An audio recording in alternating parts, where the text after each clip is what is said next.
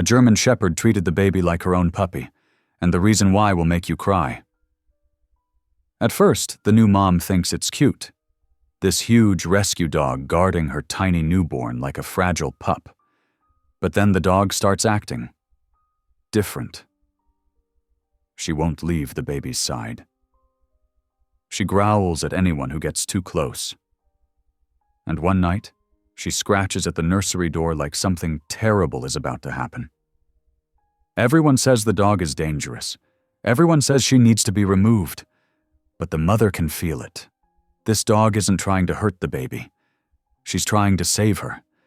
And when the truth finally comes out, it reveals a connection so deep, so heartbreaking, that it turns the whole family upside down.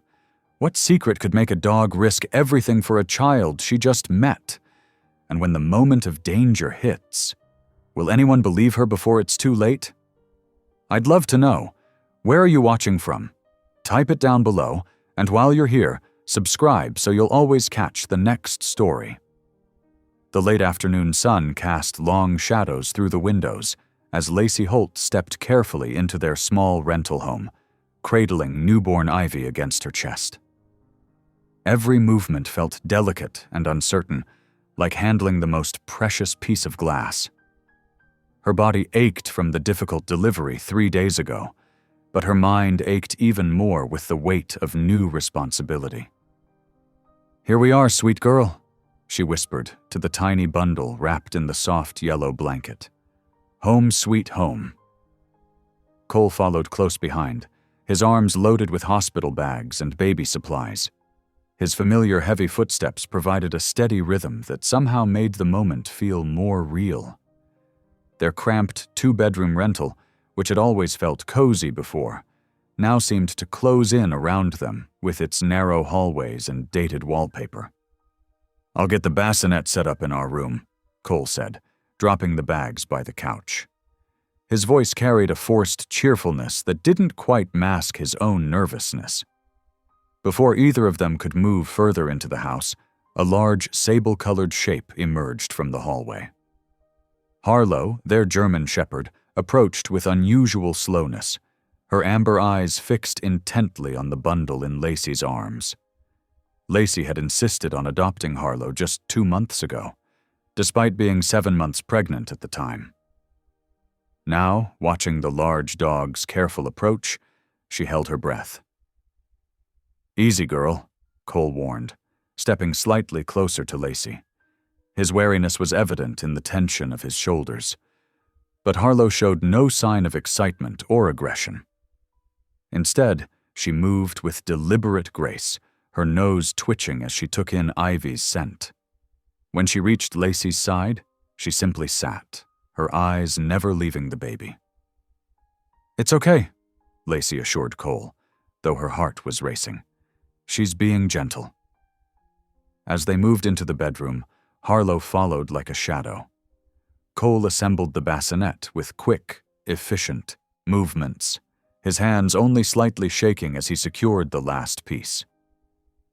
Lacey carefully laid Ivy down, adjusting the soft blankets around her tiny form.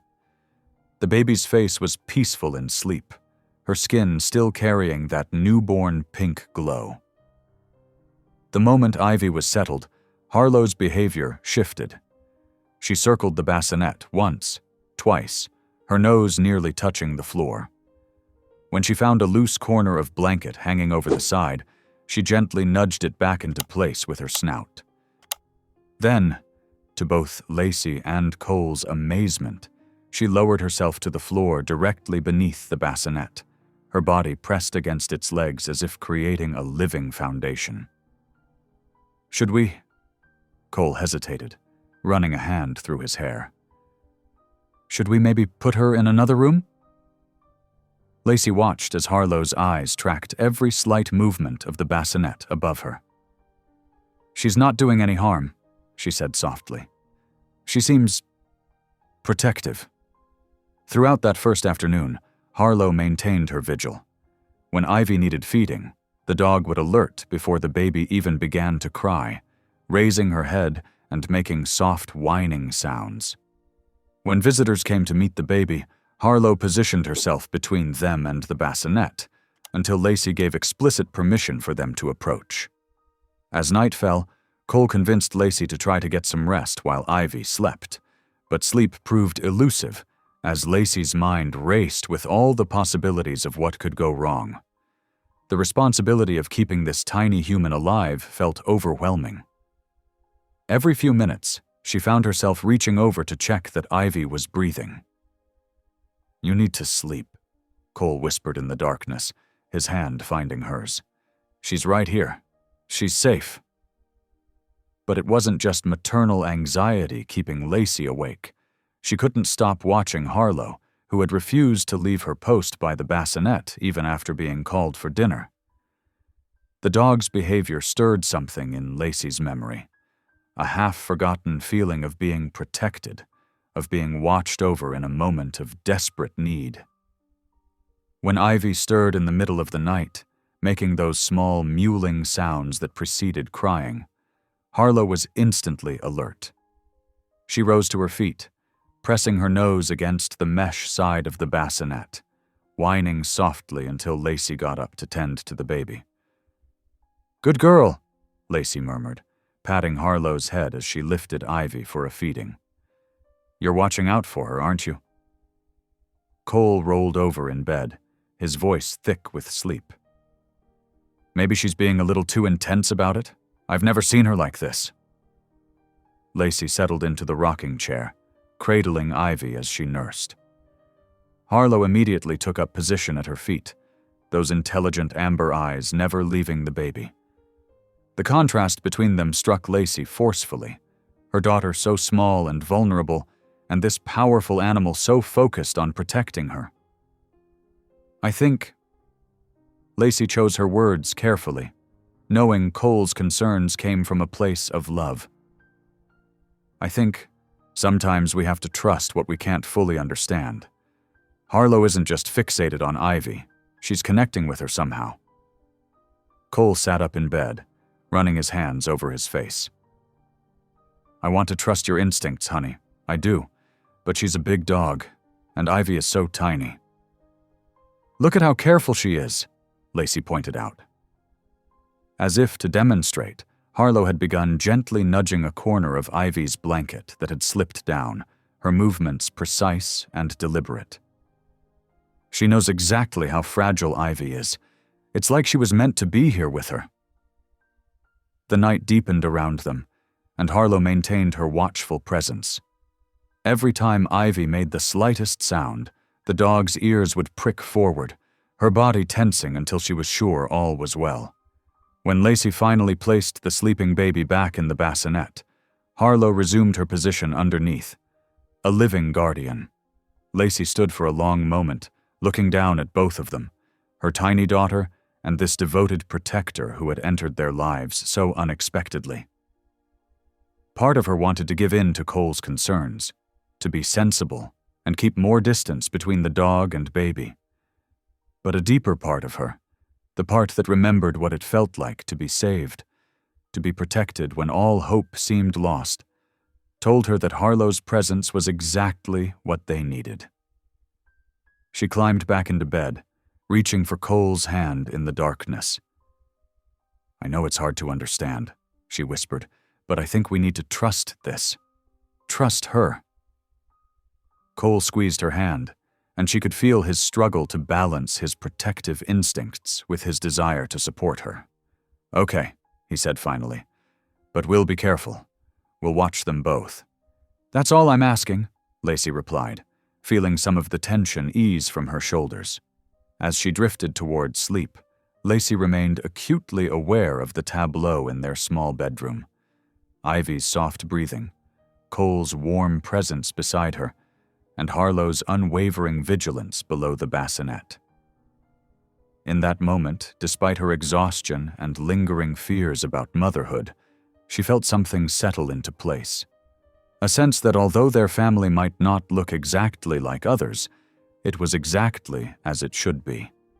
The morning sun had barely crept through the nursery window when the sharp rap of knuckles on their front door made Lacey jump. She knew that precise, commanding knock, Denise Holt had arrived for her first inspection of her new granddaughter. Lacey glanced at the clock. 7:15 in the morning.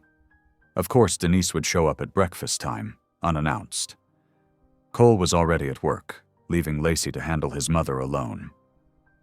She took a deep breath, adjusting Ivy in her arms as Harlow padded alongside them to the door. "Good morning, Denise," Lacey said, trying to keep her voice bright despite her exhaustion. "You're here early." Denise Holt stood on the doorstep in a crisp beige pantsuit, her silver-streaked hair perfectly styled. Her sharp eyes immediately zeroed in on Harlow, who had positioned herself directly beside Lacey's leg. "I thought that animal would be gone by now," Denise said, her lips pursing into a thin line. "Surely you're not keeping it now that the baby's here." "Of course we are," Lacey replied, stepping back to let her mother-in-law inside. "Harlow's part of our family." Denise's heels clicked against the hardwood floors as she entered, her whole body tense. "That thing is enormous. What were you thinking, bringing such a dangerous breed around an infant?" "Harlow isn't dangerous," Lacey said, fighting to keep her voice level. "She's been absolutely wonderful with Ivy." As if to prove her point, Ivy began to fuss. Harlow immediately turned her attention to the baby, nose twitching as she assessed the situation. The dog's concern was obvious, but to Denise, it looked like threatening interest. "Get that dog away from my granddaughter." Denise's voice rose sharply. "I cannot believe Cole is allowing this. What kind of mother puts her newborn at risk like this?" The words hit Lacey like a physical blow. She clutched Ivy closer, feeling tears prick at her eyes. "I would never put Ivy at risk. Harlow protects her." "Protects her?" Denise laughed harshly. "That's the most ridiculous thing I've ever heard. German Shepherds are attack dogs, police dogs. They're not nannies." As Denise's voice grew louder, Harlow moved. Not aggressively, but deliberately, positioning herself between Lacey and Denise. The dog's hackles rose slightly, her amber eyes fixed on the older woman. "Look at that!" Denise jabbed a finger toward Harlow. "It's threatening me right now. This is completely unacceptable. That dog is unstable." "She's not threatening you," Lacey protested. "She's just responding to your hostility. If you'd calm down." "I will not calm down while my granddaughter is in danger." Denise's face had grown red with anger. "Cole will hear about this. And believe me, this isn't over." With that, she turned on her heel and stormed out, slamming the door behind her. The noise made Ivy start crying in earnest. Harlow whined, pressing against Lacey's legs as she bounced the baby gently. "It's okay, sweet girl," Lacey murmured, though she wasn't sure if she was talking to Ivy or Harlow. "Everything's okay." But 4 hours later, when the animal control officer showed up at their door, Lacey realized just how wrong she'd been. Officer Martinez was apologetic but firm as he stood in their small living room. "We received a complaint about an aggressive German Shepherd," he explained, glancing down at his clipboard. "The report says the dog showed threatening behavior toward a visitor." Lacey's heart pounded. Harlow sat calmly at her feet, the picture of good behavior. "That's completely false," she said. "My mother-in-law was upset and misinterpreted the situation entirely." The officer nodded sympathetically, but continued. "The bigger issue is that your landlord apparently prohibits certain breeds. German Shepherds are on that list." "What?" Lacey felt the floor tilt beneath her feet. "But we checked the lease. It just said no dangerous dogs." "There's an addendum listing specific breeds," Officer Martinez said. "Look, I can see this is a well-behaved dog, but you need to either clear this with your landlord or—" He hesitated. "Make other arrangements." After he left, Lacey sank onto the couch, her hands shaking as she reached for her phone to call Cole. Harlow rested her head on Lacey's knee, those intelligent eyes full of concern. "She's trying to take you away from us," Lacey whispered, scratching behind Harlow's ears. "But I won't let that happen." Cole arrived home early, his face creased with worry. "Mom called me at work," he said, loosening his tie. "She's really upset, Lacey." "She's trying to force us to get rid of Harlow." Lacey's voice cracked. "She called animal control, Cole. Your mother actually called animal control on us." Cole ran his hands through his hair, a gesture of frustration she knew well. "She's just worried about Ivy. You know how she gets." "No," Lacey said firmly. "This isn't just worry. This is control. She doesn't get to make these decisions for our family." As if emphasizing the point, Ivy began to cry from her bassinet. Before either of them could move, Harlow was already there, whining softly. They watched as the dog gently nudged the blanket that had slipped down, her movements careful and precise. "Look at her, Cole," Lacey pleaded. "Really look. Does that seem dangerous to you?" Cole's expression softened as he watched Harlow with their daughter. "No," he admitted, "but Mom's not going to let this go. You know that, right?" "Then we'll fight her," Lacey said, her voice stronger now. "Because Harlow stays. She's family." Throughout the rest of the afternoon and evening, Harlow's behavior only grew more protective. She followed Ivy's bassinet when they moved it to the living room, positioned herself under the changing table during diaper changes, and stayed alert during feedings. It was as if she sensed the threat to her position in the family, and was determined to prove her worth. Lacey watched it all with a mixture of gratitude and growing anxiety. She knew, deep in her heart, that Harlow belonged with them, belonged with Ivy.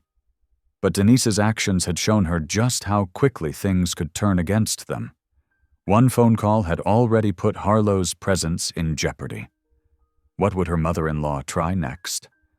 As night fell, Lacey sat in the rocking chair, nursing Ivy while Harlow maintained her usual vigil. The dog's dedication only strengthened her resolve. Whatever came next, she would protect this little family they'd built, all of them, including Harlow. She had to believe that love and truth would win out over fear and control.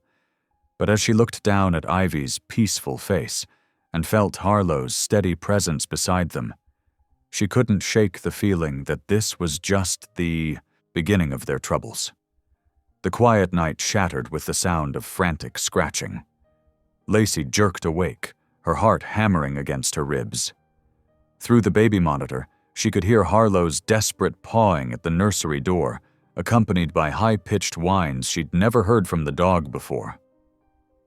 "Cole," she gasped, shaking her husband's shoulder. But exhaustion from his double shift had pulled him into deep sleep. The scratching grew more intense. Lacey threw off the covers and rushed down the hallway, her bare feet silent on the carpet. When she pushed open the nursery door, Harlow nearly knocked her over in her desperation to get to Ivy's bassinet. "What is it, girl?" Lacey whispered, following the dog. "What's wrong?" The nightlight cast a soft glow across the room. As Lacey approached the bassinet, her blood turned to ice. Ivy lay unnaturally still, her tiny lips tinged with blue. "No, no, no!" Lacey scooped up her baby, her hands trembling. Ivy felt limp in her arms, her skin cool to the touch. "Cole! Cole! Call 911!" She heard him stumbling down the hall as she laid Ivy on the changing table, checking her breathing. The baby's chest moved, but barely. Each breath seemed to catch and struggle. "What's happening?" Cole appeared in the doorway, phone already pressed to his ear. "She's not breathing right," Lacey said, her voice breaking. "Something's wrong." The next 30 minutes blurred into a nightmare of paramedics, flashing lights, and the terrifying sight of her tiny daughter strapped into an ambulance gurney. Through it all, Harlow paced and whined, trying to stay as close to Ivy as the emergency personnel would allow. "Ma'am, you'll need to secure your dog," one paramedic said firmly as they prepared to leave. Cole grabbed Harlow's collar. "I'll stay with her," he said. "Go with Ivy. I'll follow in the car." The emergency room buzzed with fluorescent efficiency. Doctors and nurses swarmed around Ivy, their voices calm but urgent. Lacey stood pressed against a wall, arms wrapped around herself, watching them work. She kept seeing that terrible blue tinge around Ivy's lips, kept hearing Harlow's desperate scratching. "Mrs. Holt?" A doctor finally approached, her face kind but serious. "We've stabilized Ivy. She's breathing much better now." Lacey sagged with relief. "What happened?" "Your daughter has severe gastroesophageal reflux disease," the doctor explained. "Basically, stomach contents were flowing back into her esophagus while she was lying flat.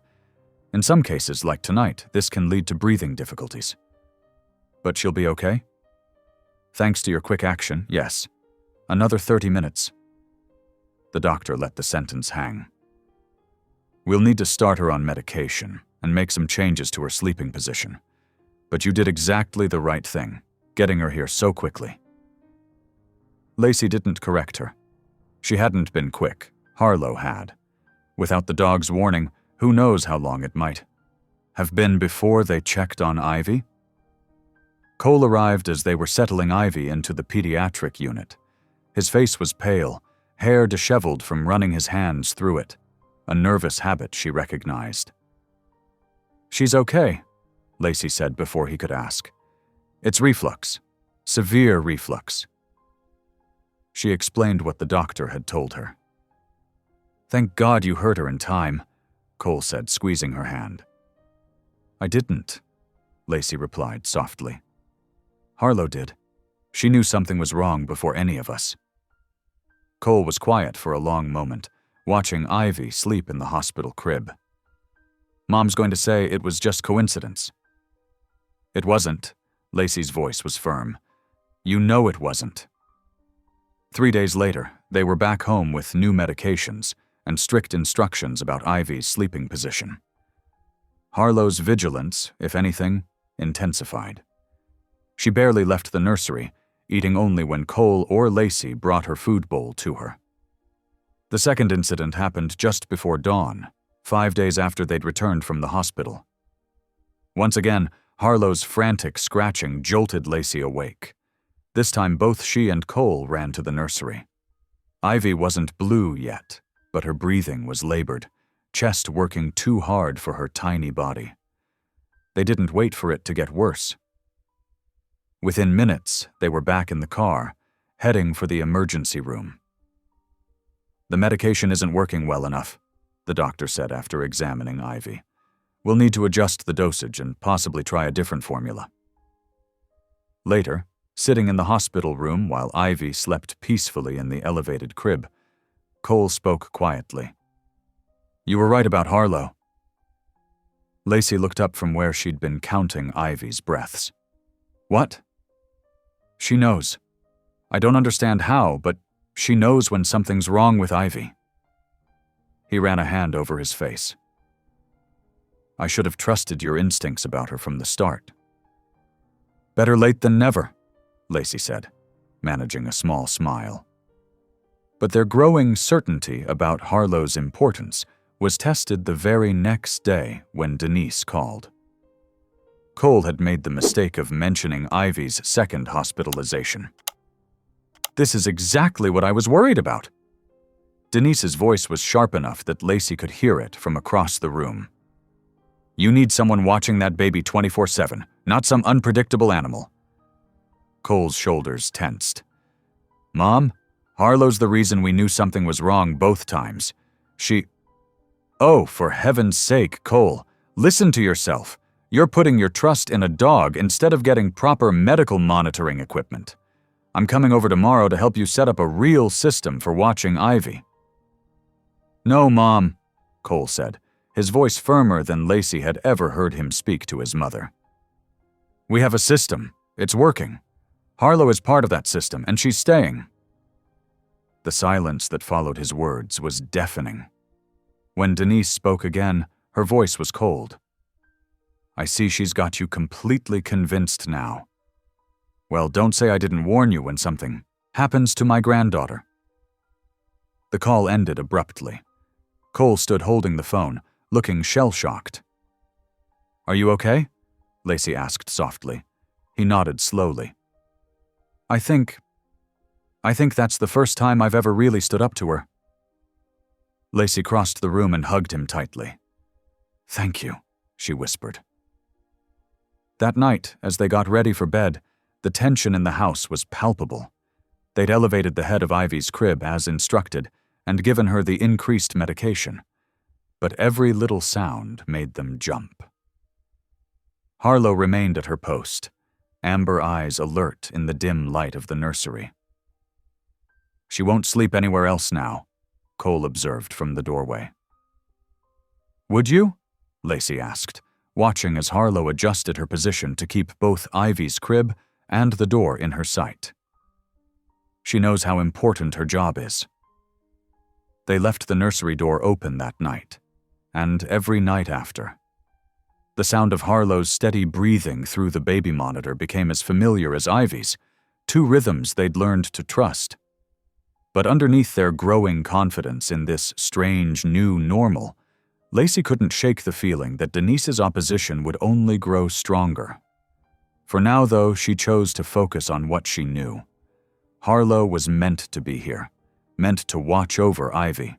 Sometimes love and protection came in unexpected forms, and sometimes the fiercest guardian angels had 4 paws and fur.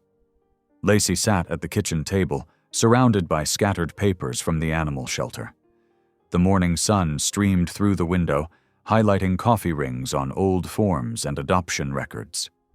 She'd been at this for hours, starting before dawn when Ivy's early feeding had fully woken her. Something about Harlow's behavior nagged at her. It wasn't just protective instinct.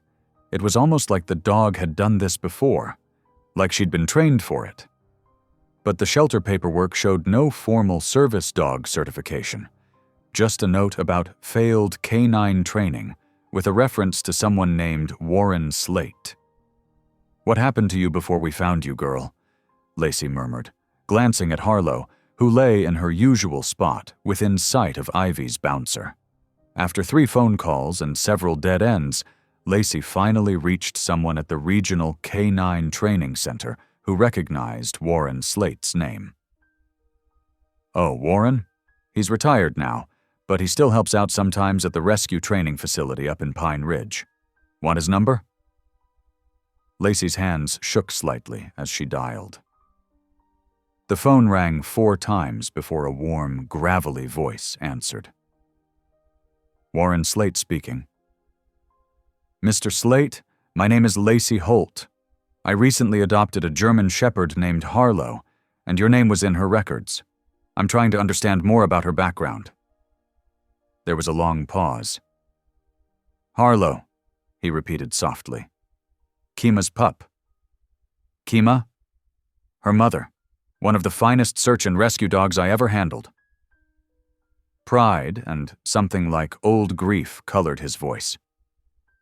"Would you be willing to meet? Some stories are better told in person." 2 hours later, Lacey pulled into the gravel parking lot of the Pine Ridge Training Center, Ivy securely fastened in her car seat. Harlow had come too, of course. These days, separating her from Ivy seemed impossible. Warren Slate stood waiting by a weather-beaten pickup truck. He was tall and lean, with silver hair and hands that spoke of years of working with dogs. His eyes crinkled with interest as he watched Harlow leap out and immediately position herself between Ivy's car seat and the unfamiliar surroundings. "She's got her mother's instincts," he said quietly.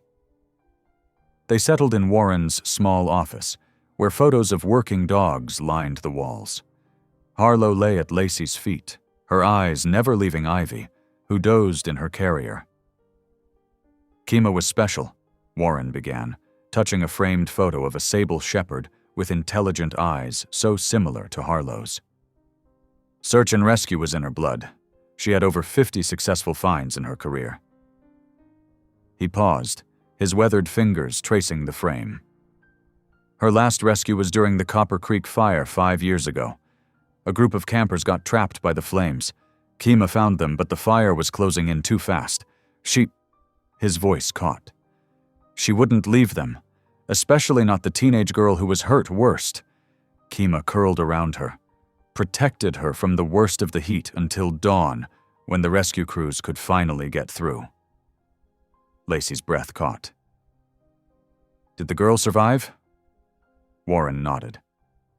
All of them did, but Kima's injuries were too severe. He cleared his throat. She'd just had puppies 6 weeks before. Harlow was one of them. Lacey looked down at Harlow, seeing Kima's legacy in every line of her body. What happened then? We tried to train the pups for search and rescue work. Most of them took to it naturally. But Harlow... He shook his head, a fond smile touching his lips. She had different ideas. During training exercises, she'd abandon the search to lie beside the infant mannequins we used for scenario training. Nothing could get her to focus on the standard drills. She'd just curl around those plastic babies like they were precious cargo. They were going to put her down, Lacey remembered from the shelter paperwork. Warren's face darkened. Some folks thought a failed working dog wasn't worth keeping. I disagreed, but I was outvoted. Thank God the shelter took her instead. Lacey told him about Harlow's behavior with Ivy, about the 2 times she'd alerted them to breathing problems. With each detail, Warren nodded as if pieces were falling into place. Some things run deeper than training, he said finally. Kima's last rescue. She chose protecting that girl over everything else, even her own survival. That kind of instinct, that drive to guard the vulnerable. He gestured to where Harlow lay. Look at her. She's not just watching your baby. She's fulfilling a purpose written in her bones. On the drive home, Lacey's mind whirled with everything she'd learned.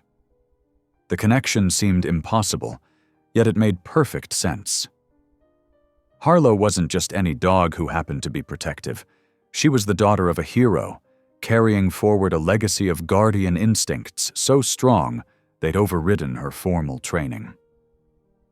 Cole was waiting when she got home, having taken a rare day off work.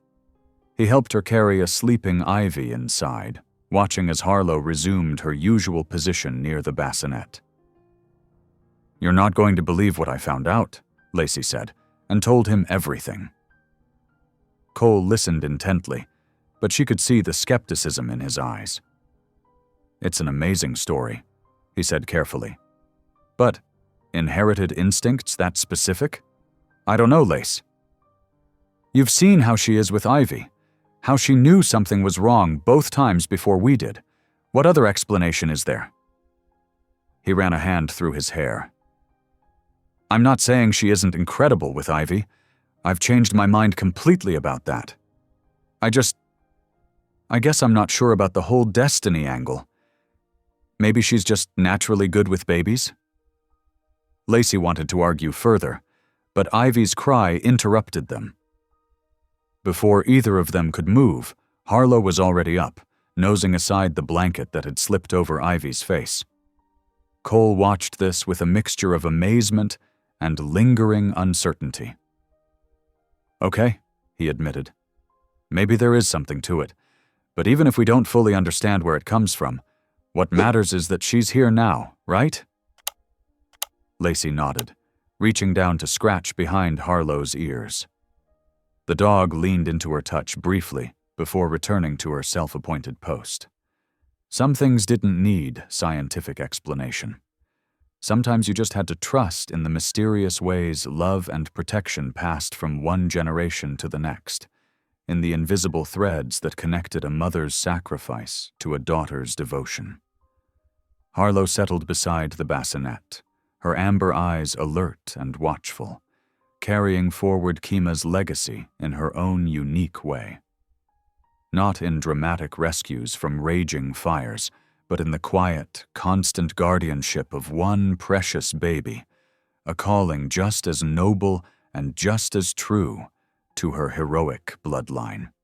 The late afternoon sun cast long shadows through the living room windows as Lacey tried to explain what she'd learned about Harlow's background to Denise.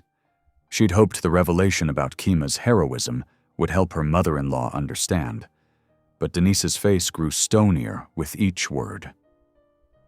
"So you're telling me," Denise cut in, her voice sharp, "that this dog comes from an aggressive police breeding program?" She stood with her arms crossed, deliberately keeping the coffee table between herself and Harlow. "Search and rescue," Lacey corrected, keeping her voice steady. "They save lives, like Kima did with that teenage girl in the fire." "Military dogs, police dogs, they're all bred for aggression," Denise insisted. "It's in their blood. And you have one sleeping next to my granddaughter?" As if on cue, Ivy stirred in her bassinet. Before Lacey could move, Harlow was already there, gently nudging the blanket away from the baby's face. The dog positioned herself between the bassinet and Denise, her posture alert but calm. Denise stumbled backward. "Look at that! She's guarding against me, her own grandmother." "She's not guarding against you," Lacey explained, fighting to keep the frustration from her voice. "She's doing what she was born to do, protecting Ivy." "This is exactly what I'm talking about," Denise's voice rose. "You've lost all perspective. That animal has you completely fooled, and you're putting my granddaughter at risk because of some ridiculous notion about inherited heroism?" Cole chose that moment to come home from work. He stopped in the doorway, taking in the scene.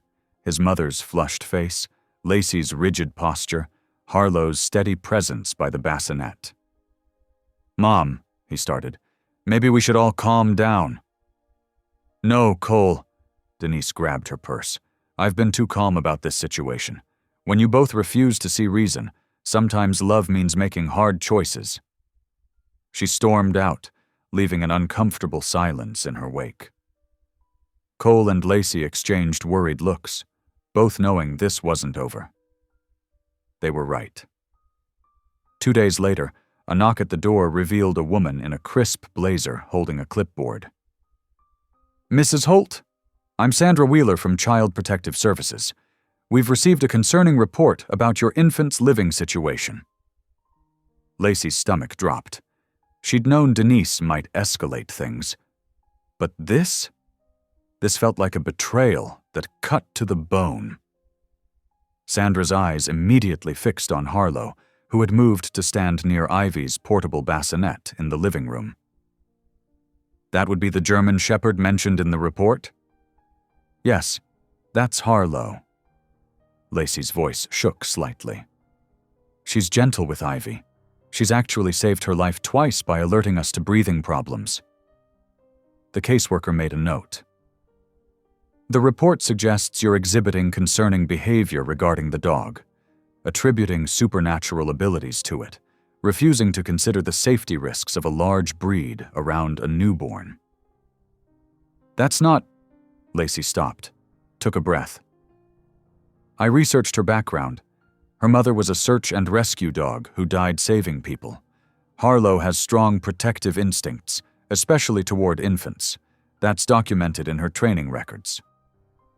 "Mrs. Holt, I understand you feel strongly about this, but we have to consider objective facts. The report indicates you're prioritizing the dog's presence over your daughter's safety, despite family concerns." Tears pricked at Lacey's eyes. "That's not true. Everything I've done is to protect Ivy. Harlow is part of that protection." The inspection continued for an excruciating hour. Sandra examined every room, took numerous notes, and asked pointed questions about their parenting decisions. Through it all, Harlow remained calm but vigilant, her behavior exemplary. But Lacey could see the caseworker had already formed her opinions. "I'll be straight with you," Sandra said finally. "I don't see immediate cause for removal, but this investigation will remain open. I strongly suggest you reevaluate the dog's role in the home. Having a large, protection-bred dog with unlimited access to an infant raises serious concerns." After she left, Lacey sank onto the couch, no longer able to hold back her tears. The humiliation of having to defend her parenting, the pain of Denise's betrayal, the fear of what might come next, it all crashed over her at once. Cole came home to find her there, still crying. He sat beside her as she told him about the visit, his face growing darker with each detail. "I can't believe she did this," he said finally. "My own mother." "She thinks she's protecting Ivy," Lacey whispered. "But she's wrong, Cole. I'm not crazy about this. Harlow isn't dangerous. She's the opposite of dangerous." Cole wrapped an arm around her shoulders. "I know. I see it now too. But Mom's convinced herself she's right. And now she's got CPS involved." He trailed off, the weight of their situation hanging heavy in the air. Harlow patted over and rested her head on Lacey's knee, her amber eyes full of understanding. Lacey buried her fingers in the dog's thick fur, drawing strength from her steady presence. "I won't give her up," Lacey said firmly. "I can't. Not when I know what she is, what she means to Ivy's safety." Cole nodded slowly. "Then we'll figure this out. Together." They sat in silence as the day faded around them, the bassinet and its guardian holding their usual quiet vigil, while outside their small home, forces beyond their control gathered momentum. A week after the initial CPS visit, Lacey sat in a Stark government office, hands clasped tightly in her lap. The fluorescent lights cast harsh shadows across the metal filing cabinets and institutional green walls. Sandra Wheeler, the caseworker, shuffled through a thick folder of papers on her desk. "We need to review your complete background, Mrs. Holt," Sandra explained, her reading glasses perched on the end of her nose. "Standard procedure in ongoing investigations." Lacey nodded, trying to keep her breathing steady. The clock on the wall ticked loudly in the silence.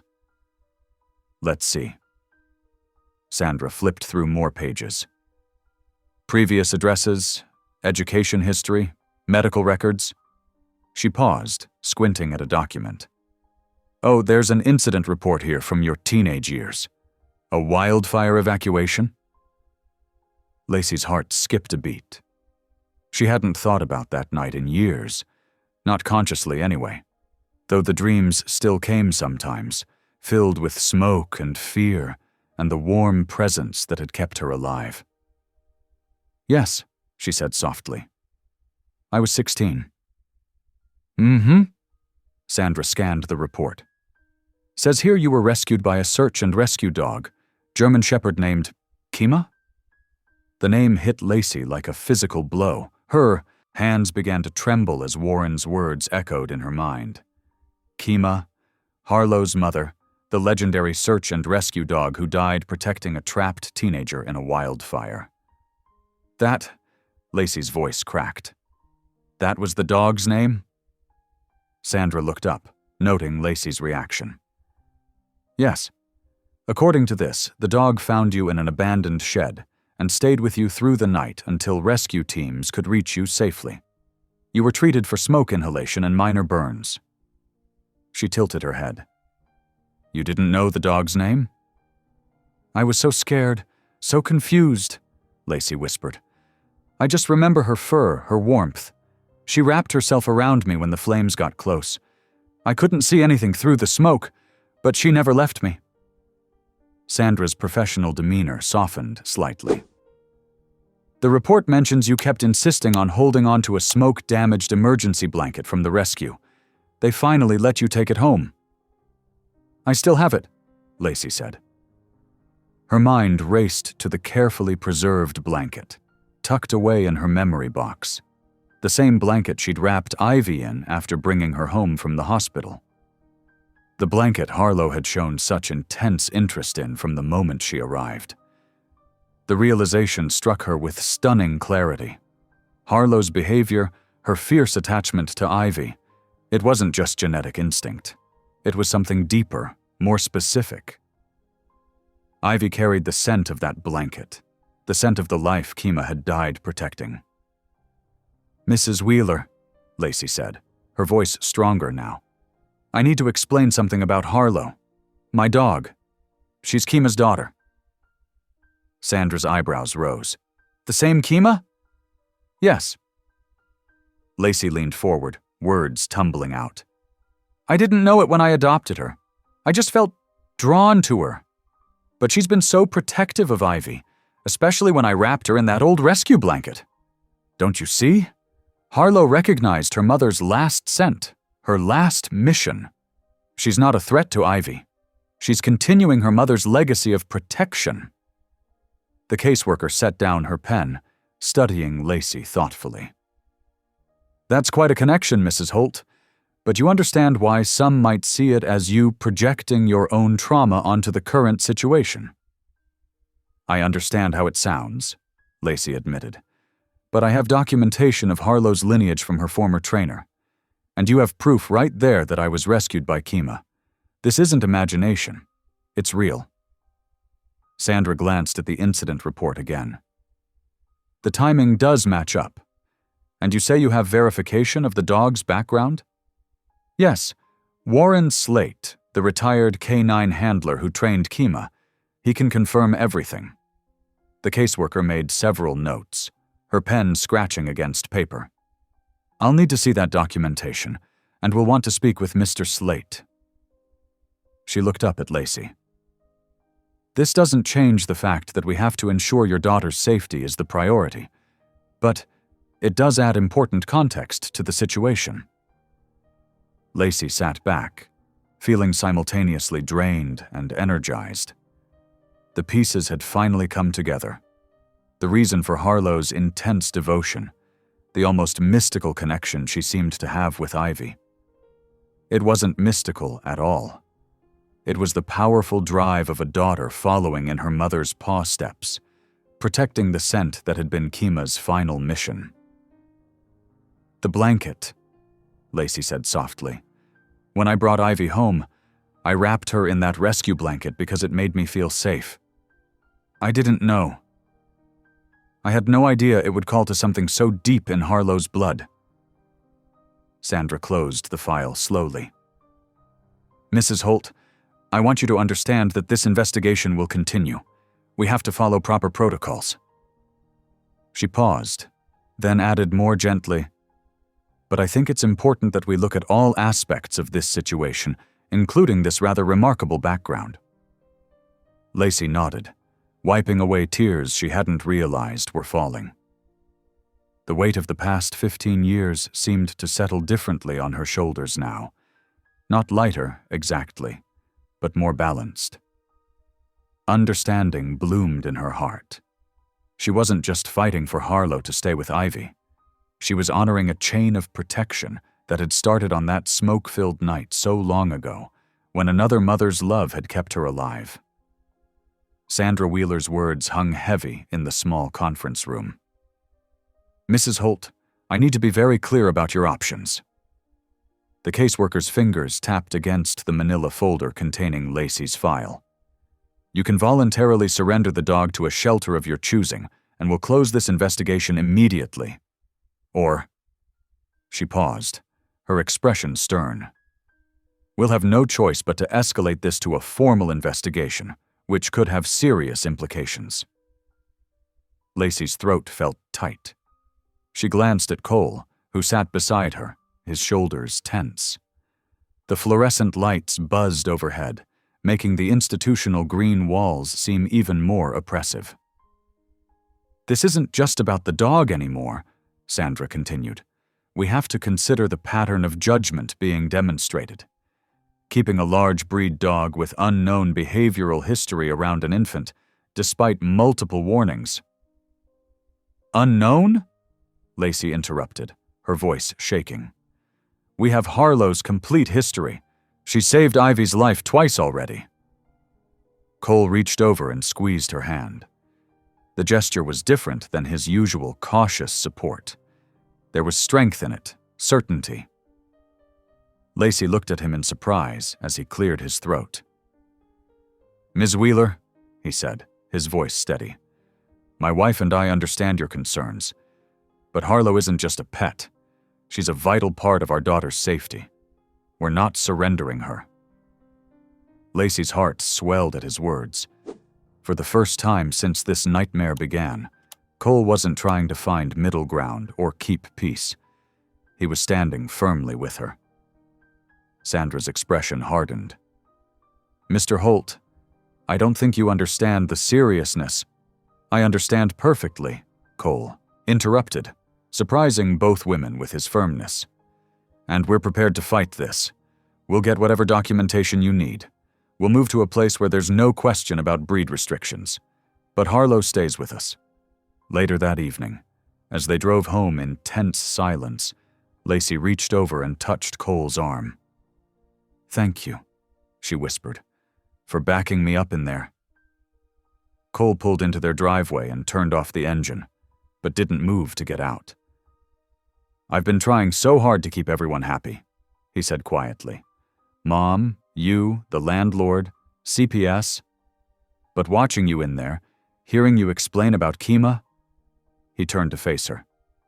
"You've been right about Harlow from the start, and I'm done trying to compromise on our daughter's safety." Tears spilled down Lacey's cheeks.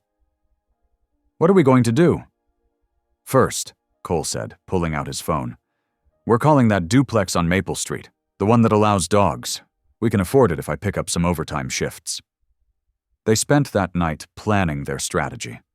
Cole created a spreadsheet of everything they'd need: veterinary records, training certificates, character references.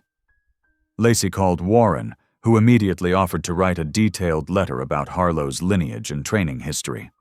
The next morning, they viewed the duplex. It was smaller than their current place, but had a fenced yard and, most importantly, no breed restrictions. The landlady, Mrs. Chen, watched as Harlow carefully inspected every room, staying close to Ivy's carrier. "Such a gentle dog," Mrs. Chen observed. "My sister trained German Shepherds for police work. I know that look. This one's a guardian." They signed the lease that afternoon. Moving was exhausting, especially with a newborn, but neighbors from both their old and new streets showed up to help. Several offered to write letters about Harlow's good behavior and gentle nature with their children. "See?" Cole said as they unpacked that night. "We're not alone in this." Over the next 2 weeks, they built their case. Warren's letter detailed not only Harlow's lineage, but her specific behaviors during training, how she would abandon standard drills to protect infant-sized mannequins, displaying the same protective instincts that had made her mother legendary. Their veterinarian, Dr. Rodriguez, provided a glowing assessment of Harlow's temperament and included specific notes about her interactions with Ivy during checkups. "In my 23 years of practice," she wrote, "I have rarely seen such a clear example of appropriate protective behavior without any signs of aggression." Even their elderly neighbor from their old street, Mr. Patterson, insisted on contributing. "That dog helped me up when I slipped on ice last winter," he wrote. "Stood right beside me, steady as a rock, until I could get my balance. Never seen a gentler soul." As their documentation grew, so did their confidence. Cole spent evenings researching similar cases, while Lacey organized their evidence. They worked as a team, stronger than they'd ever been. "My mother called again," Cole said one night as they reviewed their files. "She's still insisting we're being irresponsible." Lacey tensed, but Cole just shook his head. "I told her she needs to respect our decision or keep her distance. Ivy's safety comes first." The formal hearing was scheduled for the following week. The night before, they sat in their new living room, watching Harlow maintain her usual position near Ivy's bassinet. The dog's presence felt like a warm blanket of security over their home. "Remember what Warren said about Kima?" Lacey asked softly. "How she would do anything to protect those in her care." Cole nodded, pulling her close. "Like mother, like daughter," he said, watching Harlow adjust Ivy's blanket with her nose. "And we're going to make sure they stay together." Their file sat ready on the coffee table. thick with letters, reports, and documentation. Tomorrow they would present their case, armed with evidence and unwavering in their conviction. The path ahead wouldn't be easy, but they would walk it together, united in their certainty that keeping Harlow wasn't just the right choice. It was the only choice. Lacey leaned against Cole, drawing strength from his solid presence. For the first time since CPS had become involved, she felt truly hopeful.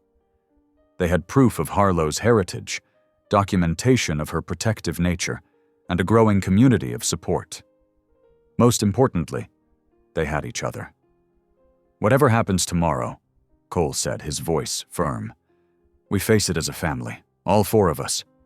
Harlow looked up at his words, her amber eyes wise and steady.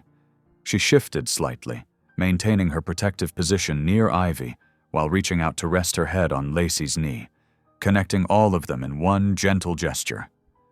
The morning sun filtered through the duplex windows as Lacey organized their growing stack of evidence on the kitchen table.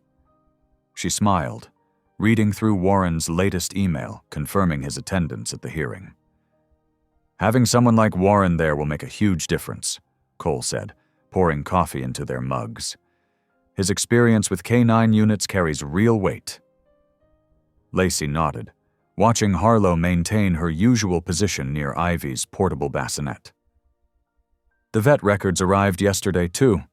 Dr. Rodriguez documented every visit, showing how Harlow stayed calm even during Ivy's shots. Their case was growing stronger by the day. Letters from neighbors filled a folder, each one describing Harlow's gentle nature. The training certificates and behavioral assessments painted a clear picture of a stable, well-adjusted dog. Even their new landlady, Mrs. Chen, had written a detailed statement about her professional experience with working dogs and her observations of Harlow's protective instincts. The doorbell rang, making Harlow's ears prick up. Lacey opened the door to find Denise standing there, looking uncharacteristically subdued. "I brought muffins," Denise said softly, holding up a paper bag. "I thought maybe we could talk." Lacey hesitated, studying her mother-in-law's face. The usual sharp edges seemed softer somehow, though wariness still crept through her chest. "Please," Denise added. "I've been doing some thinking." Cole appeared behind Lacey, his hand finding the small of her back. "Come in, Mom," he said, but his tone held a note of caution. They settled in the living room, Harlow maintaining her position near Ivy while keeping a watchful eye on their visitor. Denise placed the muffin bag on the coffee table, her movements careful and measured. "I know I've been—" Denise paused, smoothing her skirt. "Well, perhaps I've been too harsh, too quick to judge." Lacey exchanged a glance with Cole. This was unexpected. "I've been reading about German Shepherds," Denise continued, "about their history as working dogs, their intelligence, and I found some articles about dogs detecting medical issues." She pulled out her phone, showing them a bookmarked page. "Like this one, about a dog who alerted his owners to their baby's seizures before they started." "That's what we've been trying to explain about Harlow," Lacey said carefully. "Her instincts—" "I know," Denise interrupted, then caught herself. "I mean, I'm starting to understand, and I want to start over, to be more supportive." The words sounded right, but something in Denise's eyes didn't quite match her gentle tone. Lacey had seen that look before, when Denise was being polite to someone she deeply disagreed with. "That means a lot, Mom," Cole said, but Lacey noticed his posture remained tense. "I've even written a letter," Denise added, pulling an envelope from her purse. "For your case file, about how I've seen Harlow with Ivy, and how my initial concerns were perhaps overblown." Lacey accepted the envelope, her fingers trembling slightly. "Thank you," she said. "That's very kind." They spent the next hour in careful conversation, like dancers moving through complicated steps. Denise asked about Ivy's development, cooed at her granddaughter, and even offered Harlow a treat, though the dog declined to leave her post. When Denise left, Lacey leaned against the closed door, letting out a long breath. "That was weird," Cole finished. "Really weird." They read Denise's letter together. It was perfectly worded, describing how her perspective had evolved and acknowledging Harlow's protective nature. But something about it felt rehearsed, too perfect.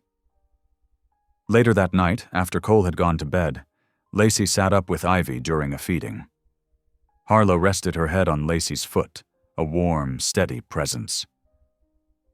"What do you think, girl?" Lacey whispered. "Should we trust this new version of Grandma?" Harlow's ears twitched, but she remained focused on Ivy, as always. Across town, Denise sat in her immaculate living room, anger simmering beneath her composed exterior. She deleted another number from her phone, the third attorney who had declined to help her fight for emergency custody. "It's a strong case," they'd all said. "The dog hasn't shown any aggressive behavior, and there's substantial evidence of its protective nature." She clicked through her photos, stopping at one of Cole as a baby. She'd done everything right raising him, kept him safe, protected him from every possible danger. Now he was choosing that dog over his own mother's wisdom, choosing Lacey's foolish attachment over family. Her fingers tightened around her phone. The letter she'd written would help lower their guard, make them feel secure, but she wouldn't stop fighting.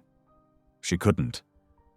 Someone had to protect Ivy from their reckless decisions.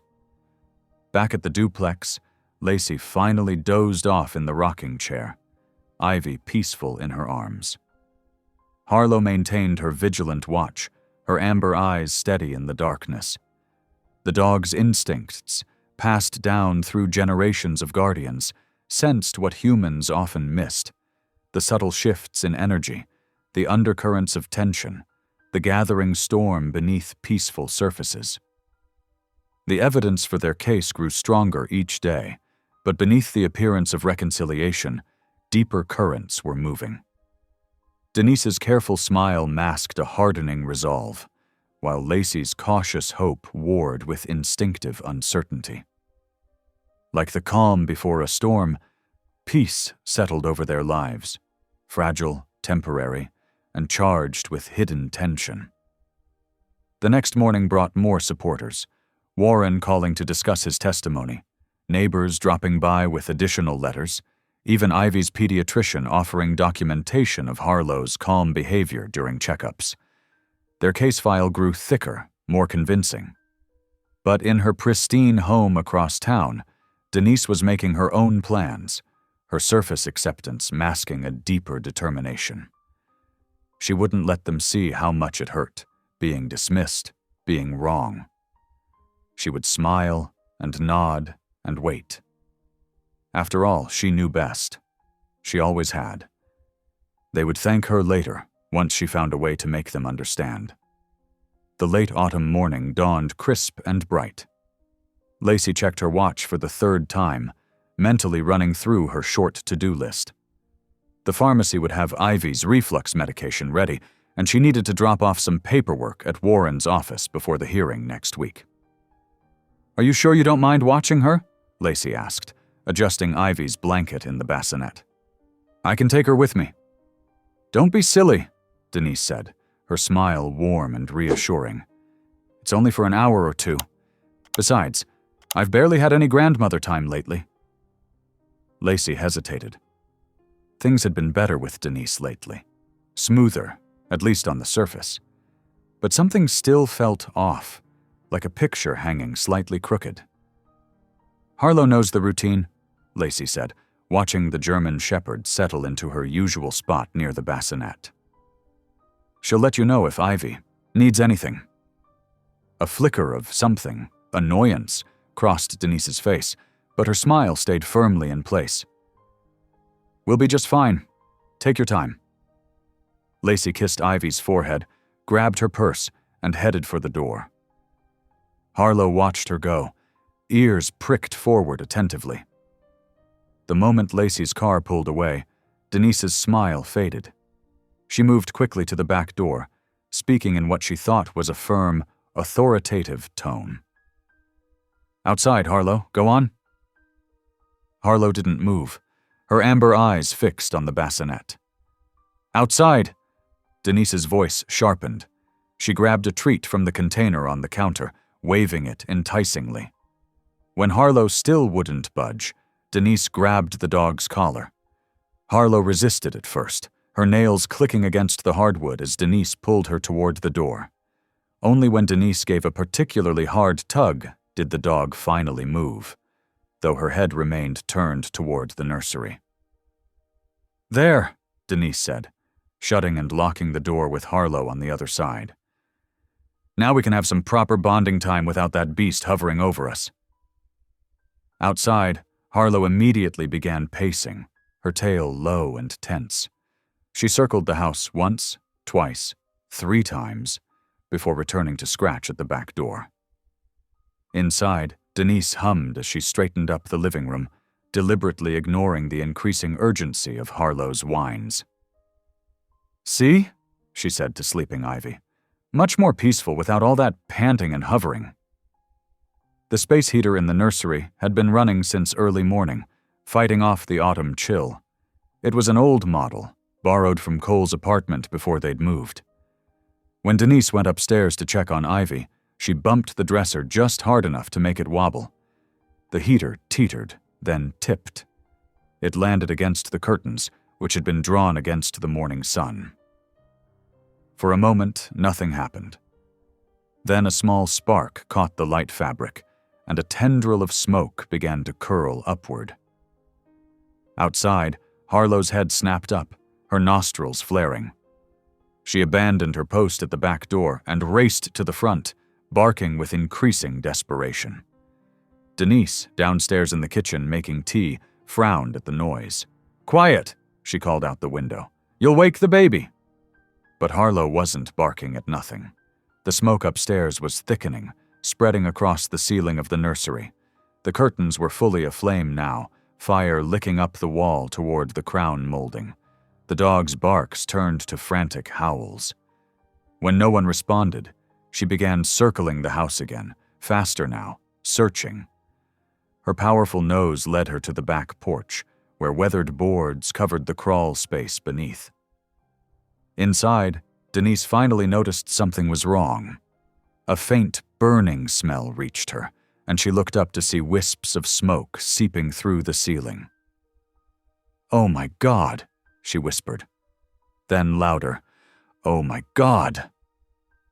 She ran for the stairs, but the smoke was already too thick. Heat pushed her back, and she stumbled down the steps, coughing. "Ivy!" she screamed. "Ivy!" Under the porch, Harlow attacked the boards with desperate strength. Her teeth splintered the wood, her claws tore at the gaps. Blood began to spot her paws, but she didn't stop. Years of protective instinct, generations of rescue breeding drove her forward. Denise ran outside, fumbling with her phone as she dialed 911. Through her panic, she barely registered the sounds of splitting wood and animal determination coming from behind the house. Harlow finally broke through. She squirmed under the porch, navigating pipes and support beams, following her nose to where she sensed a weakness. The old laundry room window, its frame softened by years of moisture, stood between her and her charge. The dog gathered herself, then launched upward. Glass shattered. Blood streaked her shoulder, but Harlow was through. Smoke filled the first floor now. The sound of breaking glass barely registered through Denise's terrified sobs as she spoke to emergency dispatch. "Please hurry! My granddaughter is up there! Please!" Inside, Harlow navigated the smoke-filled house with instinct and memory. Up the stairs, down the hallway, to the nursery where flames now covered one wall. The heat was intense, but the dog didn't hesitate. She reached the bassinet just as sirens began to wail in the distance. The fire had not yet reached this corner of the room, but smoke swirled thick and deadly above the sleeping baby. Harlow knew, with the same certainty that had driven her through wood and glass, what she had to do. The same instinct that had guided her mother, Kima, on that burning mountainside years ago, now guided her. The instinct that said, protect, shield, save, whatever the cost. She gently took the edge of Ivy's blanket between her teeth and began to pull. Lacey's heart thudded against her ribs as she turned onto her street. The late afternoon sun caught flashing red and blue lights up ahead, casting eerie shadows across familiar houses. At first, her mind refused to process what she was seeing. 3 fire trucks, an ambulance, and a cluster of emergency vehicles parked haphazardly in front of her duplex. Then she saw the smoke. Dark gray plumes curled from the upstairs window, Ivy's nursery window. The world tilted beneath her feet as she slammed her car into park and stumbled out, leaving the door hanging open behind her. "My baby!" The scream tore from her throat. "My baby's in there!" She ran toward the house, but strong hands caught her shoulders. A firefighter in full gear held her back as she fought against his grip. "Ma'am, we have crews inside already searching. You need to stay back." "But my daughter," Lacey's voice cracked. "She's only 2 months old, please!" "We know about the infant," the firefighter assured her. "And the dog. Neighbors reported a German shepherd broke in through the back window just before we arrived." Mrs. Peterson from next door hurried over, her face lined with worry. "They're looking for them, dear. The dog. She was so determined. We saw her smashing through that old laundry room window. Such a brave thing." Other neighbors gathered, pointing firefighters toward the back of the house, where they'd witnessed Harlow's desperate entry. Lacey stood trembling, held up only by Mrs. Peterson's supportive arm around her shoulders.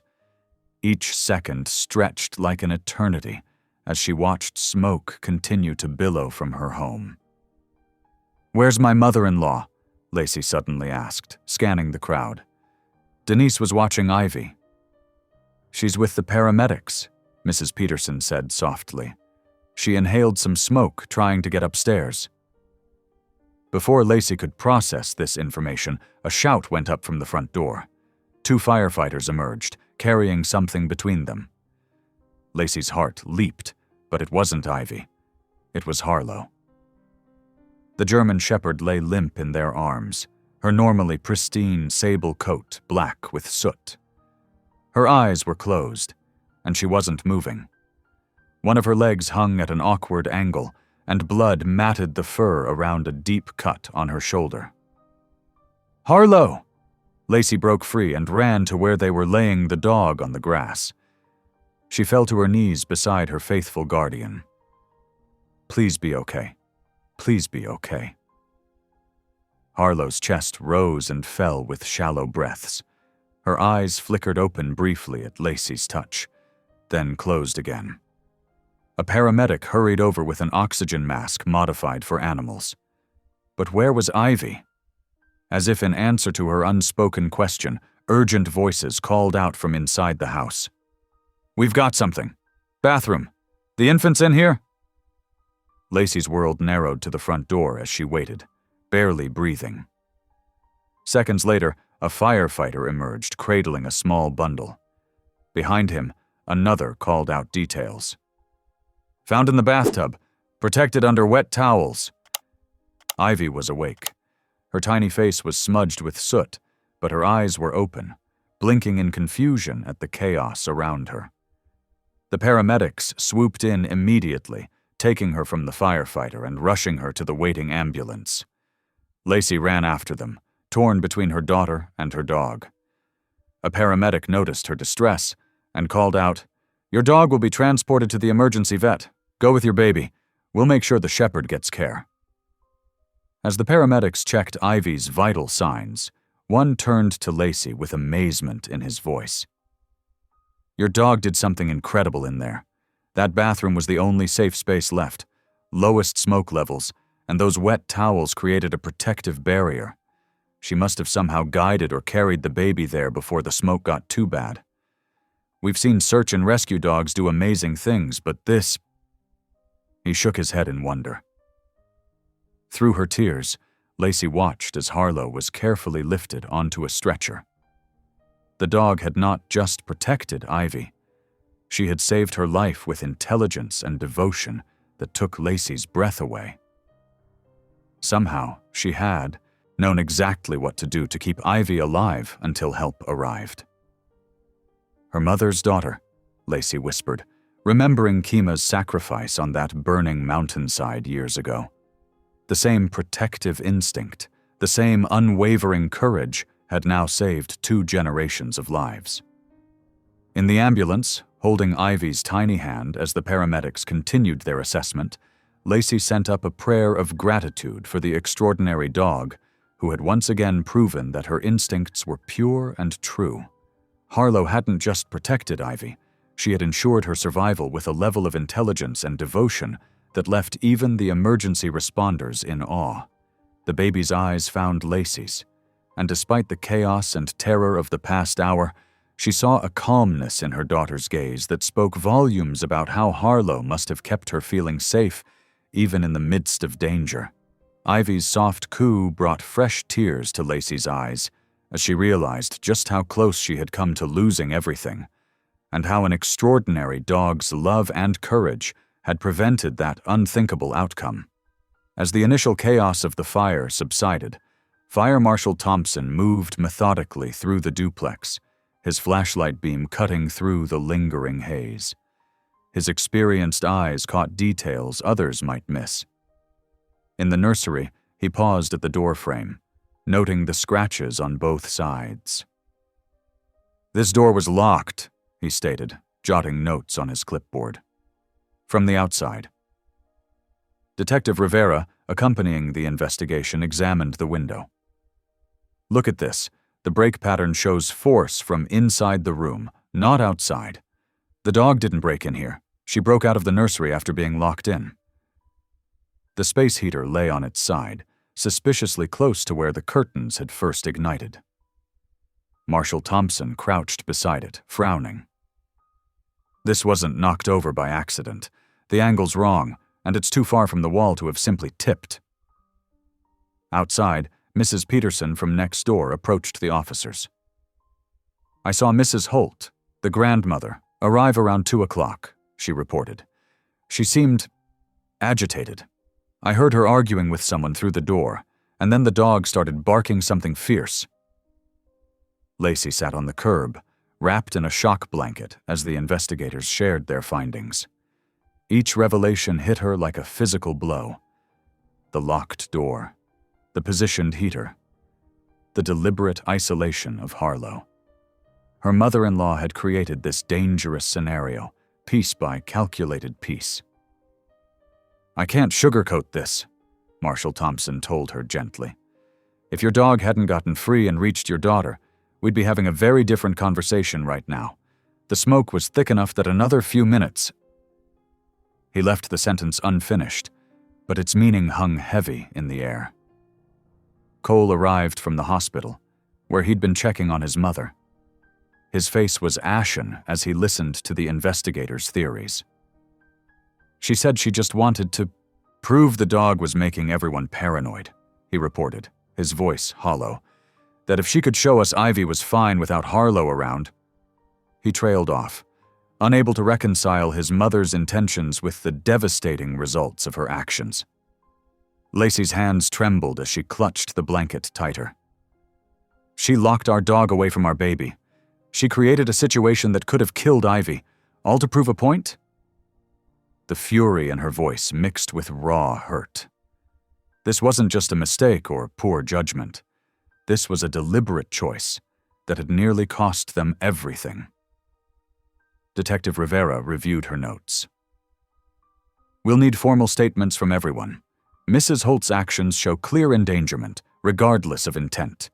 The evidence suggests premeditation in isolating the dog and creating unsafe conditions."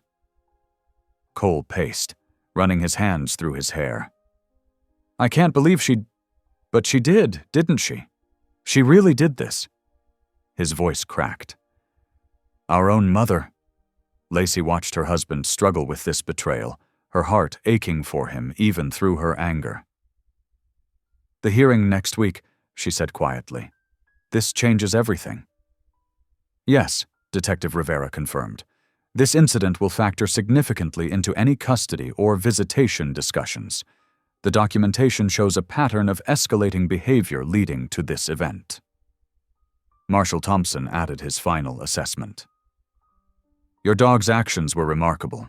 She broke out of confinement, found another way in, and moved the baby to the safest possible location. She even managed to wet towels somehow. That's well beyond basic protective instinct. You're incredibly fortunate to have her. Lacey nodded, thinking of Harlow fighting her way through fire and smoke, refusing to leave Ivy alone. The dog had proven herself beyond any doubt, while Denise had revealed the dangerous depths of her obsession with control. As the investigators continued their work, Lacey and Cole held each other, both grappling with the weight of this betrayal and the miracle of their daughter's survival. The truth was devastating, but it was also clarifying. There could be no more doubt about who truly had Ivy's best interests at heart. The evidence mounted as the day wore on.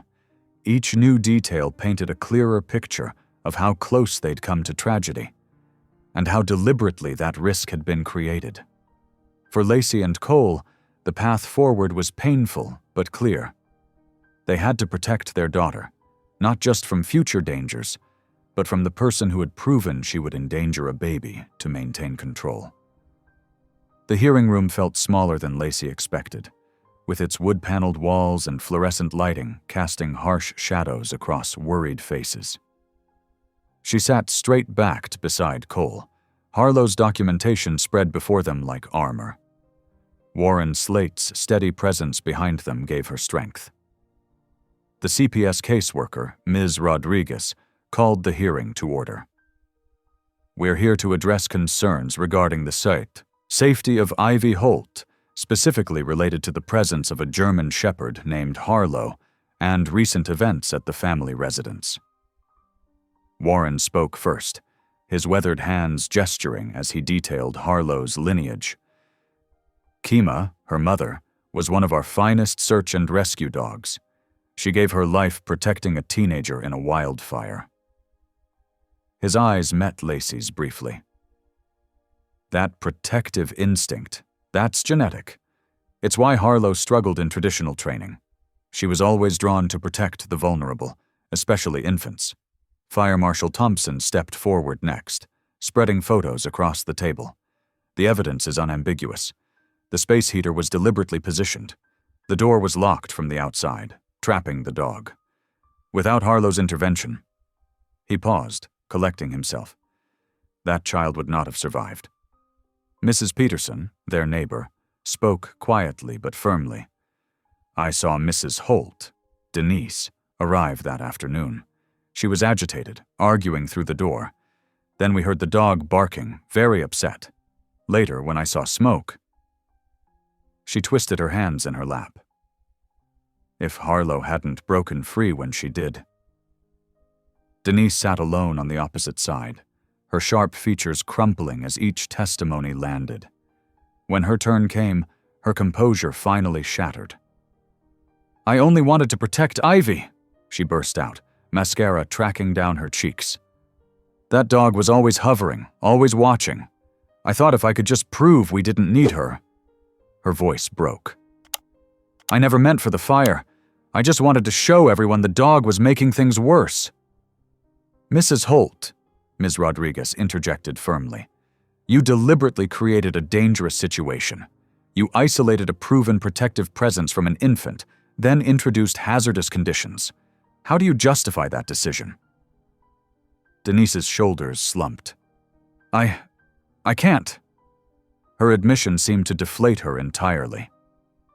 I was so sure I knew best. I was so afraid of that dog I couldn't see. She covered her face with trembling hands. The caseworker reviewed her notes carefully. The pattern here is clear. Mrs. Denise Holt has repeatedly attempted to interfere with her grandchild's care, escalating from complaints to dangerous interventions. Meanwhile, all evidence supports the dog's protective nature and the parents' sound judgment. She turned to face Lacey and Cole directly. This office is closing the complaint against your household. Furthermore, we're recommending supervised-only contact between Mrs. Denise Holt and the infant, pending completion of family counseling and a psychological evaluation. Lacey felt Cole's hand tighten around hers as his mother let out a soft sob. The justice felt hollow. There was no victory in watching family bonds strain to breaking. But as she thought of Ivy, safe at home with her aunt, and Harlow, still recovering from smoke inhalation but alert as ever, she knew this was necessary. Mrs. Holt, Ms. Rodriguez continued, addressing Denise, your fear-driven actions could have resulted in tragedy. Until you can demonstrate significant progress in managing these impulses, your access to your granddaughter will be limited and supervised. The hearing concluded with detailed custody arrangements and counseling requirements. As they filed out, Denise stood alone, small and lost-looking without her usual sharp edges. For a moment, Lacey almost felt sorry for her, until she remembered the smoke, the terror, how close they'd come to losing everything. Warren touched her shoulder gently. You did right by both of them, Ivy and Harlow. Sometimes the hardest part of protection is standing firm when others can't see the danger. Cole wrapped an arm around Lacey's waist as they walked to their car, both exhausted but relieved. Justice had come, not in the form of punishment, but in protection. Protection for their daughter, their dog, their family's future. Behind them, the courthouse stood solid and sure, a reminder that sometimes the system could work exactly as it should.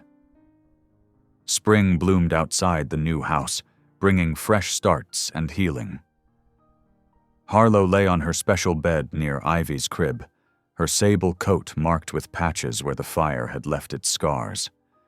Though she limped when she first got up each morning, it didn't stop her from maintaining her watchful routine. Look who's ready for her walk, Lacey said softly, watching Harlow rise carefully to greet Ivy's morning babbles. The dog's official Medical Alert Service animal vest hung by the door, a hard-won recognition of her life-saving instincts. Their new home felt different from the duplex, more open, more secure. Pictures of Ivy and Harlow decorated the walls, telling their story of survival and bond. The living room window let in streams of sunlight where Harlow could bask while keeping watch over her small charge. Cole had grown more protective of both Ivy and Harlow since the fire. He'd installed extra safety features throughout the house and always double-checked the security system before bed. Never thought I'd say this, he admitted one evening, scratching behind Harlow's ears. But I sleep better knowing she's here. Denise's visits happened twice a week now, always supervised by Cole's Aunt Sarah. The sessions were quiet, marked by careful interactions and small steps forward. She'd brought a soft toy for Ivy last time, and, more significantly, a special orthopedic cushion for Harlow's bed. I'm learning, she'd said simply, watching Harlow settle onto the gift. Her voice carried less of its old, sharp edges. Lacey maintained firm boundaries while acknowledging these small gestures. Trust would take time, but the counseling seemed to be helping. They'd found a delicate balance, not perfect, but steady. Through it all, Harlow remained constant in her devotion, her amber eyes bright and alert despite her scars, forever Ivy's faithful guardian. Ivy's small feet carried her unsteadily across the carpeted floor toward Harlow. At 18 months old, her steps were wobbly but determined. The German shepherd lay patiently, her tail sweeping softly against the floor as the toddler approached. "Ha-wow!" Ivy called out, her baby pronunciation making Lacey smile. With complete trust, Ivy pressed her face into Harlow's thick fur, breathing in the familiar scent of her protector. Harlow lifted her head carefully, gentle as always with her small charge. Lacey stood by the crib, adjusting the newly hung frame on the wall. Inside it, carefully preserved behind glass, lay the smoke-stained rescue blanket that connected 3 generations: Kima, Harlow, and Ivy. The fabric told a story of survival, protection, and unbreakable bonds. Cole wrapped an arm around Lacey's waist, his eyes moving from the framed blanket to their daughter and her guardian. "Sometimes I think about that night," he said quietly. "How close we came to—" His voice trailed off, unable to finish the thought. Lacey leaned into his embrace. "But we didn't. Because of her." From her chair near the window, Denise watched the scene with quiet reflection. The past year of counseling had softened her edges, replaced fear with understanding. She reached out slowly, stroking Harlow's ear with gentle fingers.